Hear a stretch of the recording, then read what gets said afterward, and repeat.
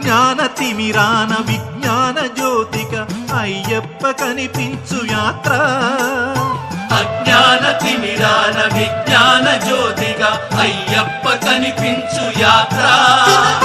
18 మెట్లు ఎక్కగా మొక్కగా కోట్లాది పాదముల యాత్ర.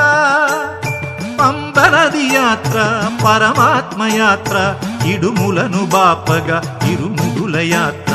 స్వామియే శరణం శరణమయ్యప్ప స్వామియే శరణం శరణమయ్యప్ప స్వామియే శరణం శరణమయ్యప్ప స్వామియే శరణం శరణమయ్యప్ప.